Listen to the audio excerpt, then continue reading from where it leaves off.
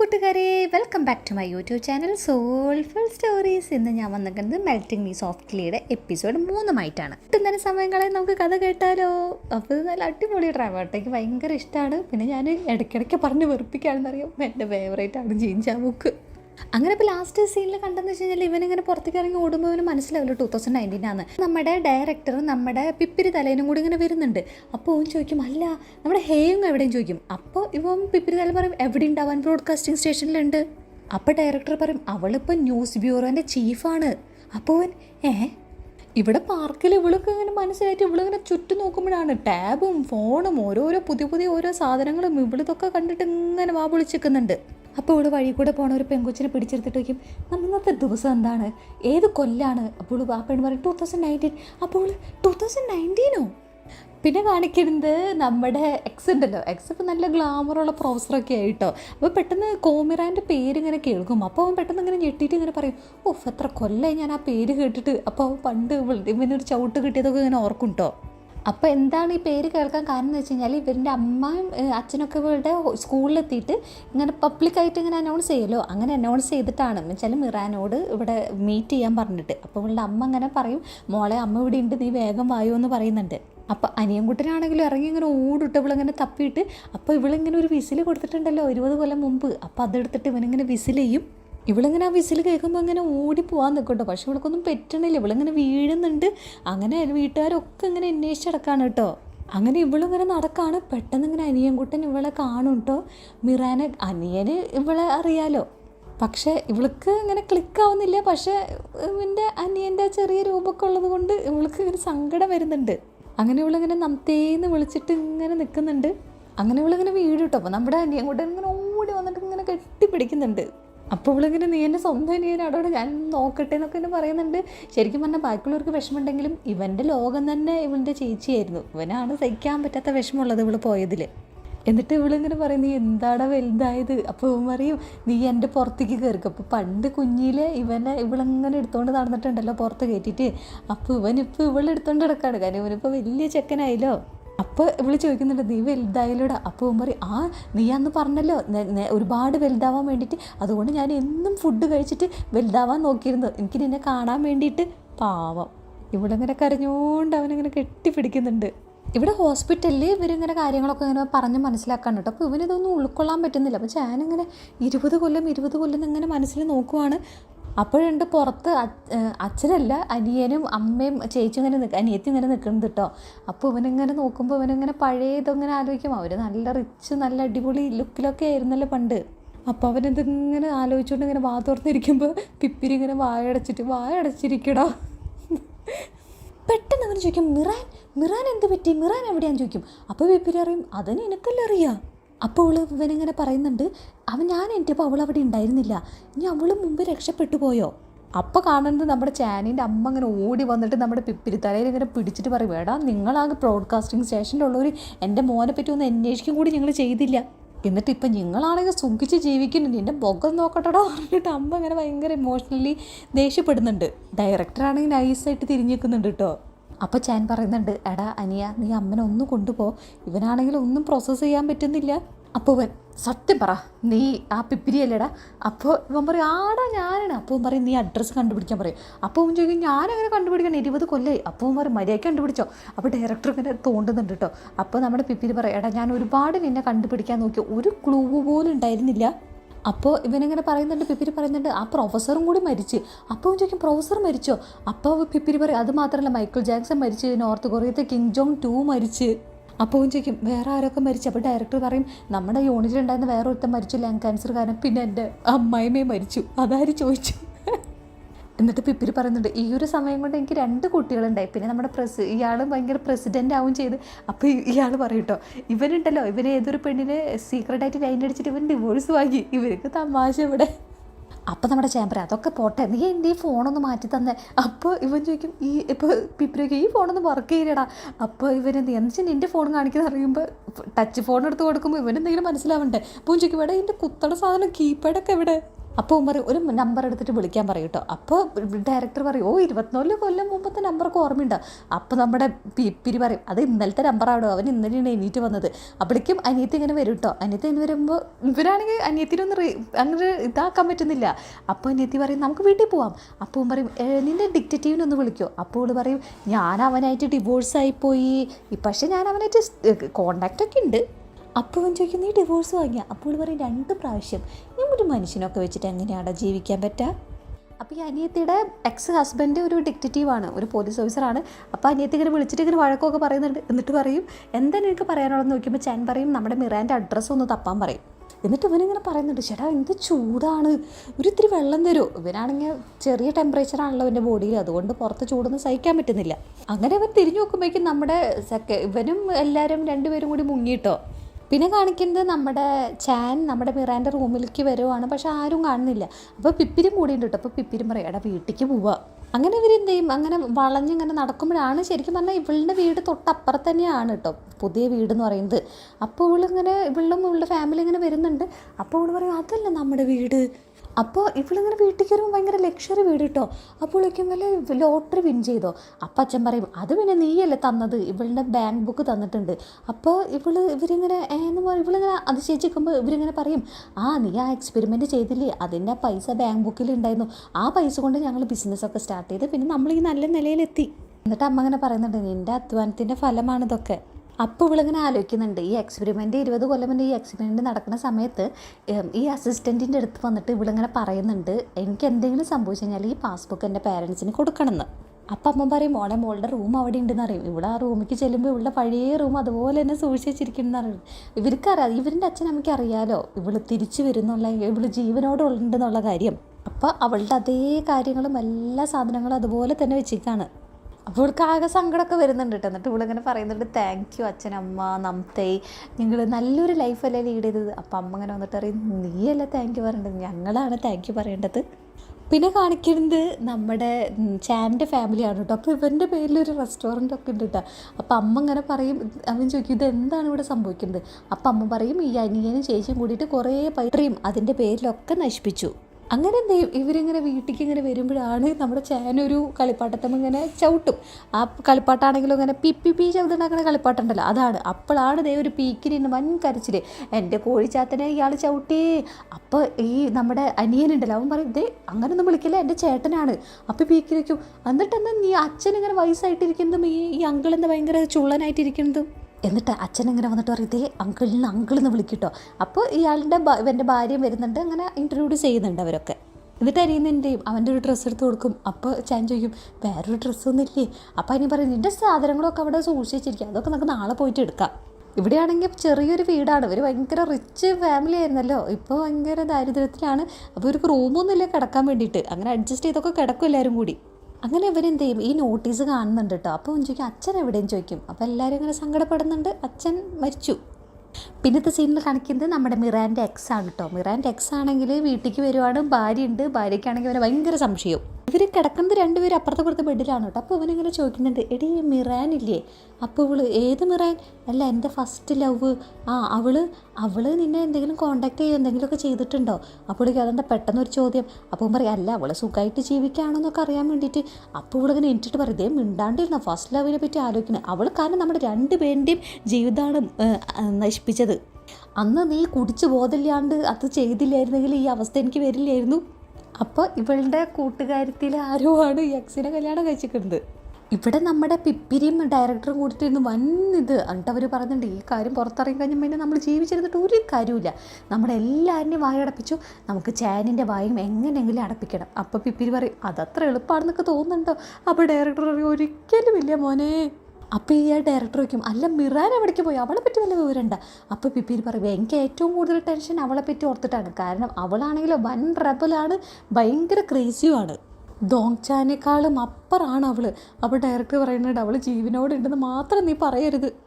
ഇവിടെ ചാനിൻ്റെ ഫാമിലി ഉണ്ടല്ലോ മൊത്തത്തിൽ ഇങ്ങനെ ഡിസ്കസ് ചെയ്യാണ് ഇവൻ എങ്ങനെ ഇത്ര പ്രായം കുറഞ്ഞു എന്ന്. അപ്പോൾ നമ്മുടെ അനിയൻ്റെ ഭാര്യ ചോദിക്കുന്നുണ്ട് ശരിക്കും എൻ്റെ മൂത്ത ബ്രദർ തന്നെയല്ല അവൻ? സത്യം പറയാൽ നിങ്ങളുടെ മോനെ പോലെ ഉണ്ട് അവനെ കണ്ടിട്ട്. അപ്പോൾ നമ്മുടെ ചേച്ചി പറയുന്നുണ്ട് അവനുണ്ടല്ലോ പല പ്രാവശ്യം എക്സ്പെരിമെൻ്റ് എന്നങ്ങനെ പറയുന്നുണ്ട്. പിന്നെ അവരുടെ ഫോണിലും ഈ എക്സ്പെരിമെൻ്റ് എന്ന് പറഞ്ഞൊന്നും ഇങ്ങനെ കേട്ടിട്ടുണ്ട്, ഒരു പോലീസുകാർ കണ്ടുപിടിച്ചിട്ടുണ്ട്. അപ്പോൾ എനിക്ക് തോന്നുന്നു ഇവൻ ക്ലോണിങ്ങിൽ എന്തോ എക്സ്പെരിമെൻ്റ് ആണെന്ന്. അപ്പം അമ്മ പറയും അതൊന്നും നീ നോക്കണ്ട, ഇവൻ സംസാരിക്കുന്നതിന് മുമ്പ് നിങ്ങൾ ആരും ഒന്നും ചോദിക്കാൻ നിൽക്കണ്ട. ഇവിടെ ചേനാണെങ്കിലോ പഴയ ആൽബമൊക്കെ എടുത്ത് നോക്കിയിട്ട് അച്ഛനോട് ഇങ്ങനെ മാപ്പൊക്കെ പറയുന്നുണ്ട്. അച്ഛൻ മരിച്ചു പോയല്ലോ. അപ്പോഴാണ് ചേട്ടൻ അനിയന് വന്ന് നിൽക്കുന്നത് കേട്ടോ. അപ്പോൾ ഇവൻ ശരിക്കും അച്ഛനാന്ന്, എന്നിട്ട് അച്ഛാന്ന് പറയുമ്പോൾ അനിയൻ പറയും എന്താണ് ഈ പാതിരാത്രിക്ക് ഇവിടെ ചെയ്യണത്. പിന്നെ മിറാനാണെങ്കിലോ നമ്മുടെ അനിയൻ കുട്ടൻ്റെ ഡയറി വായിക്കാണ് കേട്ടോ. അപ്പോൾ ഇങ്ങനെ ഓരോ ദിവസത്തെ കാര്യങ്ങൾ ഇങ്ങനെ എഴുതി വെച്ചിട്ടുണ്ട്. അപ്പോൾ എന്നും അമ്മ ഇവൾക്ക് ഫുഡ് ഉണ്ടാക്കിയിട്ട് മാറ്റി വെക്കുക എന്ന് വെച്ച് കഴിഞ്ഞാൽ ഒരു ബൗൾ അവൾക്കുള്ളതാണ്. എന്നിട്ട് അമ്മ ഇങ്ങനെ പറയും മിറാൻ നമ്മുടെ കൂടെ തന്നെ ഉണ്ടെന്ന് എപ്പോഴും പറയും. പാവം മിറാൻ ഇതൊക്കെ വായിച്ചിട്ട് പൊട്ടി പൊട്ടി പൊട്ടി കരയുന്നുണ്ട്. ഇവിടെ ചാനിൻ്റെ ഫോൺ വർക്ക് ചെയ്യുന്നുണ്ട് കേട്ടോ. അപ്പോൾ ചാനിൻ്റെ ഫോണിൽ ഇങ്ങനെ നോക്കുമ്പോൾ നമ്മുടെ ഹേയുങ് കുറേ മെസ്സേജ് അയച്ചിട്ടുണ്ട്. എന്താണെന്ന് തിരിച്ചു വരുന്നത് എനിക്ക് എൻ്റെ മിസ് ചെയ്യണമെന്നൊക്കെ ചോദിച്ചിട്ട് കുറേ മെസ്സേജ് അയച്ചിട്ടുണ്ട്. അപ്പോൾ അവനകത്തൊക്കെ ഇങ്ങനെ വായിക്കും. പിന്നെ കാണിക്കുന്നത് പിറ്റേ ദിവസമാണ് മിറാനാണെങ്കിൽ ഫുഡ് കഴിക്കുകയാണ്. അപ്പോൾ അവൾ ഒരുപാട് നാൾക്ക് ശേഷമല്ലേ കഴിക്കുന്നത്, അവളിങ്ങനെ ആസ്വദിച്ച് കഴിക്കുകയാണ്. അപ്പം അമ്മ പറയും നമുക്ക് ഹോസ്പിറ്റലിൽ പോകട്ടെ ഇത് കഴിഞ്ഞിട്ട്. അപ്പോൾ പറയും അതിനൊന്നും ആവശ്യമില്ല, എനിക്ക് സ്കൂളിൽ പോകണമെന്ന് അറിയും. അപ്പോൾ അച്ഛൻ പറയും നീ കുറച്ച് റെസ്റ്റ് എടുക്കുക. അപ്പോൾ പറയും 20 കൊല്ലം ഞാൻ റെസ്റ്റ് എടുത്ത് എൻ്റെ അച്ഛൻ ഇനി എനിക്ക് എൻ്റെ നോർമൽ ലൈഫിലേക്ക് തിരിച്ചു പോകണം. അപ്പം അമ്മ പറയും എനിക്കറിയാതെ എൻ്റെ മോള് തിരിച്ചു വരുന്നു, അതുകൊണ്ട് ഞങ്ങൾ കോളേജിൽ എപ്പോഴും ഇങ്ങനെ ഓരോ കൊല്ലം ഇങ്ങനെ ലീവ് ഇങ്ങനെ പറഞ്ഞുകൊണ്ടേ ഇരുന്നിരുന്നു. പിന്നെ എൻ്റെ നമ്പർ ഞങ്ങൾ ആക്റ്റീവ് ചെയ്ത് വെച്ചിരുന്നു. അപ്പോൾ ഇവിടെ പറയും പക്ഷേ ഞാൻ കുറച്ച് വൈകിയില്ല അമ്മ വരാൻ വേണ്ടിയിട്ട്. അപ്പം അമ്മ പറയും ഒന്ന് പോകണം, നീ ഒട്ടും ലേറ്റ് ആയിട്ടില്ല, ഞാൻ അപ്പോൾ നാളെ മരിക്കണമെങ്കിൽ ഞാൻ സന്തോഷത്തോടു കൂടിയാണ് മരിക്കുക. അപ്പോൾ പറയും എനിക്ക് ഒട്ടും സമയമില്ല അമ്മ, എനിക്ക് പഠിക്കണം, ഗ്രാജുവേറ്റ് ചെയ്യണം, ജോലി വാങ്ങണം. അപ്പം അമ്മ പറയും നീ എനിക്ക് ഇഷ്ടമുള്ളത് ചെയ്തോ. പക്ഷെ അവൾ പറയുന്നുണ്ട് അതിന് മുമ്പ് എനിക്കൊരു കാര്യം കൂടി ചെയ്യാനുണ്ട്. പിന്നെ കാണിക്കുന്നത് നമ്മുടെ ചേന പണ്ട് ആദ്യം വന്ന ഇടനാഴി കൂടി ഇങ്ങനെ നടന്നു വരികയാണ്. എന്നിട്ട് ഈ റൂമിലേക്ക് ചെല്ലുമ്പോൾ ഒന്നുമില്ല കേട്ടോ. അപ്പോൾ അവനിങ്ങനെ നോക്കുവാണ്. അപ്പോഴാണ് അസിസ്റ്റൻറ്റ് വന്നിട്ട് പറയും എനിക്ക് ഒരുപാട് സന്തോഷമുണ്ടെന്ന് ഈ ജീവനോടുള്ളത്. അപ്പോൾ അവൻ ചോദിക്കും എന്താണ് ഇവിടെ സംഭവിച്ചത്. അപ്പോൾ അവൻ പറയും അന്നത്തെ ദിവസം നമ്മുടെ ഹാങ് പ്രൊഫസറിന് ഒരു ആക്സിഡൻറ്റ് ഉണ്ടായി, അതുകൊണ്ടാണ് ഞങ്ങൾക്ക് നിന്നെ ഇതിന് പുറത്ത് കൊണ്ടുവരാൻ പറ്റാതിരുന്നത്. അപ്പം ചോദിക്കും ഇപ്പം എങ്ങനെയാണെന്ന് പറയും. അപ്പം എന്ത് ചെയ്യും ഇയാൾ ഒരു ലൈറ്റ് ഇങ്ങനെ തിരിച്ച് വെക്കുന്നുണ്ട്. എന്നിട്ട് അപ്പോൾ എന്ത് ചെയ്യും ഒരു അണ്ടർഗ്രൗണ്ട് പാസേജിലേക്ക് ബേസ്മെൻറ്റിലേക്ക് പോവാണ്. അപ്പോഴാണ് അവിടെ നമ്മുടെ പ്രൊഫസർ കിടക്കുന്നത്. അപ്പോൾ പറയും ഇയാളാണ് എന്നെ ഏൽപ്പിച്ചത്. അപ്പോൾ അവിടെ ഒരു ഡോക്ടറുണ്ട്, അയാൾ പറയും അയാൾക്കൊരു അമിനേഷ്യയാണ്, ഇയാൾ 20 കൊല്ലം കോമയിലായിരുന്നു. എന്നിട്ട് പെട്ടെന്ന് ഇയാൾ എണീറ്റിട്ട് സബ് കോൺഷ്യസ് മൈൻഡിലാണ് നിങ്ങൾ രണ്ടുപേരെയും എണീപ്പിച്ച് വിട്ടത്.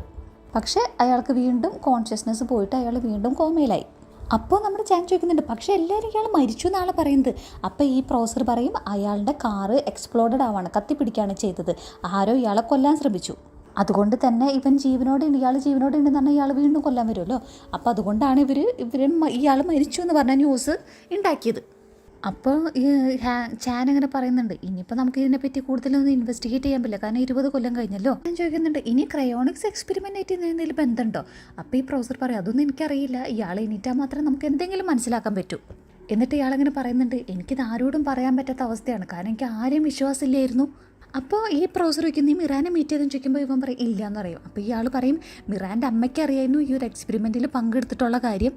അപ്പോൾ ഇയാളങ്ങനെ പറയുന്നുണ്ട് ഇവനാണ് ഇൻഫോം ചെയ്തത് കേട്ടോ. എന്നിട്ട് ഇയാൾ പറയും എനിക്ക് നിങ്ങളുടെ പേരൻസിനോട് പറയാൻ പറ്റിയില്ല, കാരണം ഇത് ചിലപ്പോൾ ലീക്ക് ഔട്ട് ആയി കഴിഞ്ഞാൽ പ്രശ്നമായിരിക്കുമല്ലോ, പിന്നെ ഇവൻ്റെ ഫാമിലി ഭയങ്കര ഇൻഫ്ലുവൻസിലൊക്കെ ആണല്ലോ.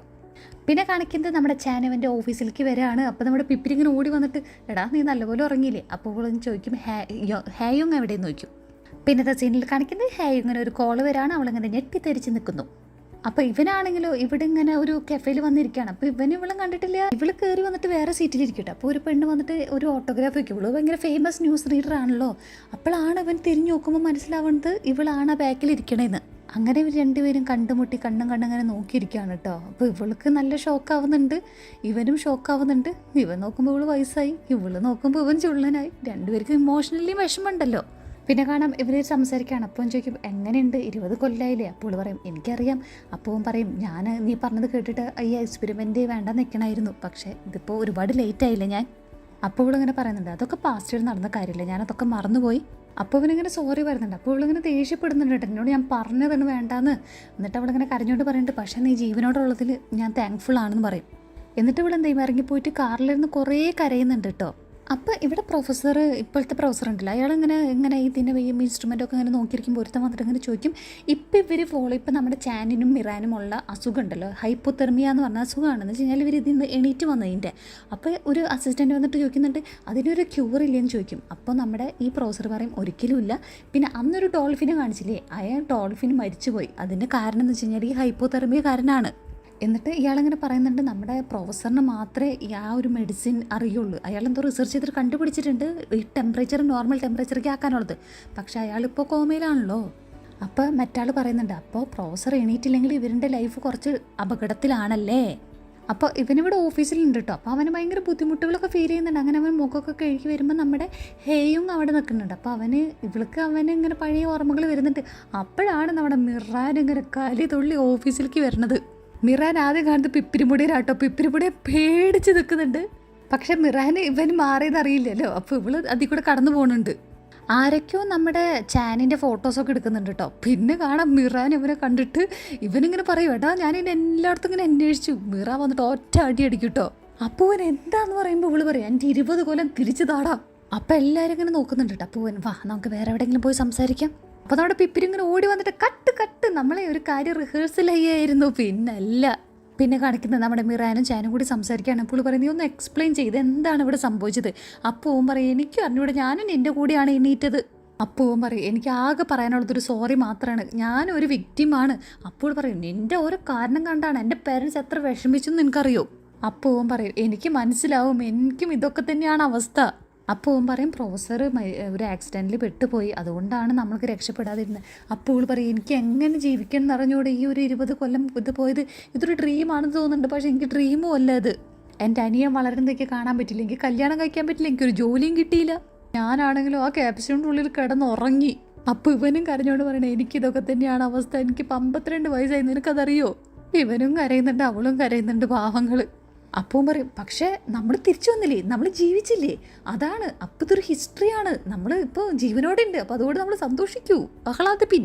എന്നിട്ട് പറയും നമ്മൾ ക്രയോണിക്സ് എക്സ്പെരിമെൻറ്റിൻ്റെ സക്സസ്ഫുൾ പുറത്ത് വന്ന ആളുകളാണ്, അതുകൊണ്ട് നമ്മൾക്ക് ആ ഒരു ധൈര്യം, ആ പ്രൗഡോടും കൂടി നമുക്ക് ജീവിക്കാം, നമ്മൾക്ക് ഈ ബുദ്ധിമുട്ടുകളൊക്കെ നമുക്ക് ഒരുമിച്ച് ഫേസ് ചെയ്യാം. എന്നിട്ട് അവളുടെ കൈയൊക്കെ പിടിക്കുന്നുണ്ട്. അപ്പോൾ ഇവള് ഇല്ലാതെ പറഞ്ഞ് കൈ പിടിക്കൂട്ടോ. അപ്പോൾ അങ്ങനെ പറയല്ലേ മോളെ. അപ്പോൾ നിങ്ങളെന്താ എന്നോട് ഭയങ്കര കാഷ്വലായിട്ട് സംസാരിക്കണത്. അപ്പോൾ നമ്മുടെ പിപ്പിരി ഓടി വന്ന് പ്രസിഡൻ്റ് അടുത്ത് വന്നിട്ട് പറയും ഒരു ബാഡ് ന്യൂസും കൂടി ഉണ്ട്. അപ്പോൾ ഇയാൾ ചോദിക്കുന്നത് എന്താ ബൈ 1 get 1 ആണോ. അപ്പോൾ ഇപ്പം പറയും മെറ്റോളും എണീറ്റ് വന്നിട്ടുണ്ട്. കാണിക്കുന്നത് നമ്മുടെ മിറാനും ചാനിയാണ്. അപ്പോൾ മിറാൻ പറയും ഞാൻ കുറച്ച് ഫോളോ അപ്പ് മെഷറൊക്കെ എഴുതിയെടുത്തിട്ട് പിന്നെ നിന്നെ വിളിക്കാം, എങ്ങാനും ഓടിപ്പോയാലുണ്ടല്ലോ. അപ്പോൾ ചാൻ പറയും ഞാൻ അങ്ങനെ ഓടിപ്പോവാനാണ്, പാസ്പോർട്ടൊക്കെ എക്സ്പയർ ആയിട്ടുണ്ടാവും. അവൾ പറയുന്നത് തമാശ പറയാൻ കണ്ട നേരം. അപ്പോൾ ഞാൻ തമാശ ഒന്നും പറഞ്ഞല്ലോ, കാര്യം പറയണം. അപ്പോൾ അവൾ ജെർക്കെന്ന് വിളിക്കുക. അപ്പോൾ പിന്നെ കാണിക്കുന്നത് നമ്മുടെ ഹേയിങ്ങും ഇവനും കൂടി വീണ്ടും കാണാനുണ്ട്. ഇവൻ ഈ ഓഫീസിലാണല്ലോ. അപ്പോൾ അവളിങ്ങനെ പറയും എനിക്ക് സന്തോഷമായി, ആ പെണ്ണും രക്ഷപ്പെട്ടല്ലോ. അപ്പോൾ ഇവനെന്ത് ചെയ്യും, അവളങ്ങനെ പേര് വിളിച്ചിട്ട് പറയും നമുക്ക് നാളെ ഒന്ന് മീറ്റ് ചെയ്താലോ, നമ്മൾ ലാസ്റ്റ് കണ്ട റെസ്റ്റോറൻറ്റിൽ. അപ്പോൾ അവൾ പറയും അതൊക്കെ അടച്ചു പൂട്ടി. എന്നിട്ട് അവൾ പറയും അത് മാത്രമല്ല എനിക്ക് സ്റ്റാഫായിട്ടൊരു ഡിന്നർ ഉണ്ട്, അതുകൊണ്ട് എനിക്ക് നാളെ എന്തായാലും മീറ്റ് ചെയ്യാൻ പറ്റില്ല. അപ്പോൾ അവൻ ഓക്കെ പറയട്ടോ. ഇവൾക്ക് ശരിക്കും പറഞ്ഞാൽ കുറ്റബോധം കൊണ്ടൊക്കെ ഉണ്ട് കേട്ടോ, ഇവനെ ഫേസ് ചെയ്യാനും പറ്റുന്നില്ല. പിന്നെ ഇവൾക്ക് വയസ്സായല്ലോ, അവനാണെങ്കിൽ ഇപ്പോൾ യങ് ആയിട്ടിരിക്കുകയാണ്, അതിൻ്റെ ഒരു കോംപ്ലക്സും കൂടി ഉണ്ടെന്ന് തോന്നുന്നുണ്ട്. പിന്നെ നമ്മുടെ റാൻ ആണെങ്കിലോ സ്കൂളിലേക്ക് വരാണ്, കോളേജിലേക്ക് കേട്ടോ. അപ്പം ഇങ്ങനെ ഭയങ്കര അസ്വസ്ഥതകളൊക്കെ ഫീൽ ചെയ്യുന്നുണ്ട്. എന്നിട്ട് ഇവൾ എന്ത് ചെയ്യും, ഈ സ്കൂൾ രജിസ്റ്ററിൽ ചെല്ലുമ്പോൾ എല്ലാവരും ഇങ്ങനെ അതിശേഷിച്ച് നോക്കുന്നുണ്ട്, കാരണം ഇവളുടെ വയസ്സ് വെച്ചിട്ടേ. പിന്നെ കാണാം ഈ സെയിം യൂണിവേഴ്സിറ്റിയിലാണ് ഇവളുടെ എക്സ് വർക്ക് ചെയ്യുന്നത്. അപ്പോൾ എക്സ് ഇങ്ങനെ ഇവളെ കാണും കേട്ടോ. അപ്പോൾ എക്സ് ഇങ്ങനെ ബോധം കെട്ട പോലെ നിൽക്കുന്നുണ്ട്. ഇവളാണെങ്കിലോ പാർക്കിൽ ഇങ്ങനെ ചെന്നിട്ട് ഇവളുടെ ഫോണൊക്കെ ശരിയാക്കിയിട്ടുണ്ട്. എന്നിട്ട് മെസ്സേജസിൽ ഇങ്ങനെ ഇവളുടെ ഫ്രണ്ട്സൊക്കെ മെസ്സേജ് അയച്ചിട്ടുണ്ട്. അതിനൊക്കെ ഇവളെന്ത് ചെയ്യും, കോൾ തിരിച്ച് ചെയ്യുമ്പോൾ ഒന്നും കിട്ടുന്നില്ല. ഇവളുടെ എക്സ് ആണെങ്കിലോ പിന്നാലെ ഫോളോ ചെയ്യുന്നുണ്ട് കേട്ടോ. പിന്നെ കാണിക്കുന്നത് നമ്മുടെ പിപ്പിരിമുടിയനും ഡയറക്ടറും ചാനും കൂടി സംസാരിക്കുകയാണ്. അപ്പോൾ ചാൻ പറയും എനിക്ക് ഈ ജോലി എന്താണെങ്കിലും വേണം പറയും. അപ്പോൾ ഇവർ പറയും അതൊക്കെ നീ തമാശ പറയാം, 20 കൊല്ലം മുമ്പത്തെ ഇതാണ്, ആ പ്രോഗ്രാം ഇപ്പോൾ നിലവിലും കൂടി ഇല്ല.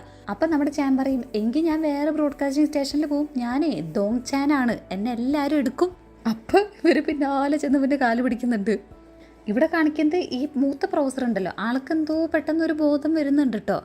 പിന്നെ കാണിക്കുന്നത് ചാനിൻ്റെ ഫാമിലിയാണ് കേട്ടോ. അപ്പോൾ അനിയനെന്താ നൈസായി ഡൈയൊക്കെ ചെയ്യണത്. അങ്ങനെ ബാത്റൂമിൽ നിന്ന് ഇറങ്ങുമ്പോൾ പെട്ടെന്ന് പെട്ടെന്നാണ് അച്ഛനല്ലാന്ന് മനസ്സിലാവുന്നത്. പിന്നെ കാണിക്കുന്നത് ഇവരെല്ലാവരും ഫാമിലി പത്തിരുന്ന് ഭക്ഷണം കഴിക്കട്ടെ. അപ്പോൾ പീക്കിരി പറയുന്നത് നമുക്ക് വേറെ നല്ല വീട്ടിലേക്ക് പോവാം, ഇപ്പോൾ അങ്കിളും കൂടി വന്നപ്പോൾ എനിക്കിവിടെ നിന്ന് തിരിയാൻ സ്ഥലമില്ല. അപ്പം അമ്മ പറയുന്നുണ്ട് ഞാൻ നല്ല പോലെ ഇനി വർക്ക് ചെയ്യാം, എന്നിട്ട് നമുക്ക് നല്ല വീട്ടിലേക്ക് മാറാം കേട്ടോ. അപ്പം ഇവനിങ്ങനെ സോറി പറയുന്നുണ്ട് അമ്മനോട്. അപ്പം അമ്മ വയ്ക്കുന്നുണ്ട് നീ എന്തിനാടാ സോറി പറയുന്നത്, അപ്പോൾ പീക്കിരി ചോദിക്കുന്നുണ്ട്, എൻ്റെ അച്ഛനേക്കാളും ഞങ്ങൾ ഭയങ്കര യങ് ആണല്ലോ, സത്യം പറ ഞങ്ങളെങ്ങാനും ഇനി വാമ്പയറാണോ?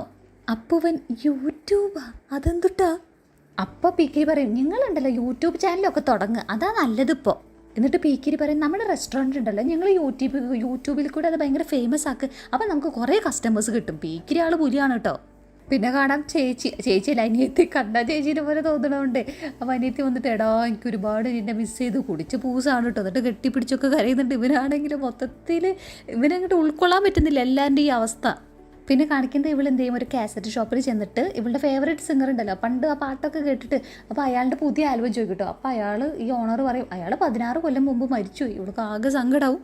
പിന്നെ കാണിക്കുന്നത് നമ്മുടെ ചാനലിന് ജോലി കൊടുക്കട്ടോ. അപ്പോൾ ഇവനിങ്ങനെ പറയുന്നുണ്ട്, ഇപ്പം ശരിക്കും നോക്കുമ്പോഴാണ് പിപ്പിരിനോടാണ് പറയുന്നത്, നീ ശരിക്കും വയസ്സായിട്ടോ. പിന്നെ കാണിക്കുന്നത് ഹേയുങ് ഇങ്ങനെ വാഷ്റൂമിൽ ഇങ്ങനെ വന്നിട്ട് അവളുടെ മുഖം ഇങ്ങനെ നോക്കുകയാണ് കേട്ടോ. അപ്പോൾ അവൾ വയസ്സായത് അവളിങ്ങനെ നോക്കുകയാണ്. അപ്പോൾ അന്ന് രാത്രി എന്താ സംഭവിച്ചു കഴിഞ്ഞാൽ ഇവളോട് ഈ ഇത് ഓഫർ ചെയ്യുമല്ലോ. അപ്പോൾ അവൾ പറയും പറ്റില്ല എന്ന് ആദ്യം പറയും. അപ്പോൾ ഈ ഡയറക്ടർ പറയും അവൻ ഓൾറെഡി മരിച്ചിട്ടുണ്ടാവും എന്ന് പറയും. പിന്നെ അവളുടെ പ്രാരാബ്ദമൊക്കെ കൂടിയിട്ടാണ് അവളത് സമ്മതിച്ചത്. പിന്നെ കാണിക്കുന്നത് നമ്മുടെ ഹേയുങ് ഇങ്ങനെ ഇങ്ങനെ നടന്നുമ്പോൾ വിളിക്കുകയാണ് കേട്ടോ. അപ്പം അപ്പുറത്തെ സൈഡിൽ കാണിക്കുന്നത് വെച്ച് കഴിഞ്ഞാൽ നമ്മുടെ എക്സ് ഇങ്ങനെ പിന്നാലെ ചെല്ലുന്നുണ്ട്. ഇവളുടെ പേര് വിളിക്കുമ്പോൾ ഇവളിങ്ങനെ ഇവൻ്റെ അടുത്തേക്ക് വരുന്നുണ്ട്. അപ്പം ഇവിടെ നമ്മുടെ ഹേയുങ് നമ്മുടെ ചാനലിനോട് പറയും, ഞാൻ ഫ്രൈഡേ ഫ്രീ ആണ്, നമുക്ക് മീറ്റ് ചെയ്താലോ എന്ന് ചോദിക്കും. അങ്ങനെ ഇവർ രണ്ടുപേരും ഇവരുടെ എക്സുകളെ ഇങ്ങനെ നോക്കി നിൽക്കുന്ന സീൻ കാണിച്ചുകൊണ്ട് ഇന്നത്തെ എപ്പിസോഡ് അവസാനിച്ചിരിക്കുന്നു. അപ്പോൾ കൂട്ടുകാരെ, താങ്ക്സ് ഫോർ വാച്ചിങ്.